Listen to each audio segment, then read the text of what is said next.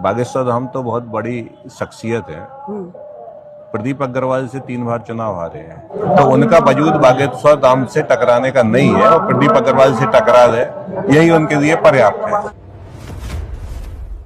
आपकी जन अदालत राजा भैया पाल। रामभद्राचार्य महाराज, अनंत स्वरूपा, बागेश्वर महाराज, लगातार ये कमेंट आ रहे हैं, इसको देखेंगे किस तरीके से देखते हैं? राजा भैया जी, आप तो जानते हैं और आपने उनका इंटरव्यू भी दिया है जी। बागेश्वर धाम तो बहुत बड़ी शख्सियत है। प्रदीप अग्रवाल से 3 बार चुनाव हारे हैं जी। 2008 में मात्र 5000 वोट आए थे। 2013 में जब मैं विधायक बना तब भी मैंने उन्हें हराया था और 2023 में भी मैंने उन्हें हराया। एक प्रदीप अग्रवाल पर्याप्त है। उनको आईना दिखाने के लिए, बागेश्वर धाम तक जाने के लिए तो वही है कि जब सूर्य की तरफ मुंह ऊपर करके थूकोगे तो अपने ही मुंह पे गिरेगा। तो उनका वजूद बागेश्वर धाम से टकराने का नहीं है और प्रदीप अग्रवाल से टकरा दे यही उनके लिए पर्याप्त है।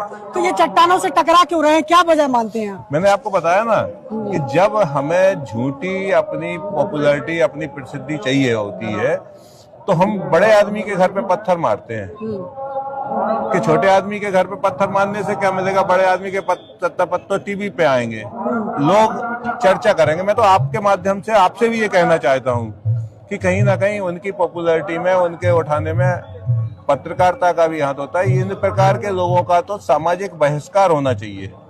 जो खराब मानसिकता के लोग होते हैं उनका सामाजिक बहिष्कार होना चाहिए कि जो समाज में इस प्रकार की भ्रांति पैदा कर लोगों में भेदभाव पैदा करते हैं, मतभेद पैदा करते हैं। ये हमारे इस स्वतंत्र भारत के लिए, ये हमारे सामाजिक समरसता के भारत के लिए एक जहर है और ऐसे जहरीले लोगों को मुझे नहीं लगता कि इस प्रकार का सम्मान मिलना या चर्चा मिलना या मंच मिलना उचित है।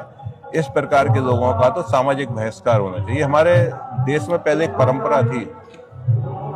क्या परंपरा थी कि जब कोई अपराधी अपराध करता था या गलती करता था तो हम उसे सजा नहीं देते थे, हम उसका बहिष्कार कर देते थे कि तुम्हारा हुक्का पानी बंद है, तुम्हारा बुलाना चलाना बंद है, तुमसे राम राम बंद। तो वो अपने आप ही खत्म हो जाता था। सजा देने की जरूरत नहीं है, सिर्फ सामाजिक बहिष्कार पर्याप्त होता है अपराधी के अपराध को खत्म करने के लिए।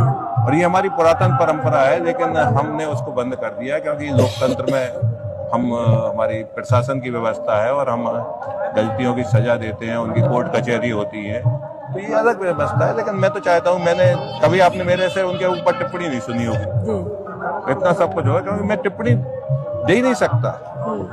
ये तो उस स्थिति में ही नहीं है कि उनके ऊपर टिप्पणी की जाए। तो मुझे लगता है कि देखो, राष्ट्र के प्रति भावना और राष्ट्र के प्रति समर्पण हमारा पहला सिद्धांत होना चाहिए और हम राष्ट्र को समर्पित होकर ही कोई काम करें। ये यज्ञ हो रहा है, इसमें सभी समाज के लोग आ रहे हैं, कहीं भेदभाव तो नहीं है। अभी हम आप और कह नहीं सकते हम किस समाज के लोग खड़े हैं, पूछ के तो नहीं खड़े होते।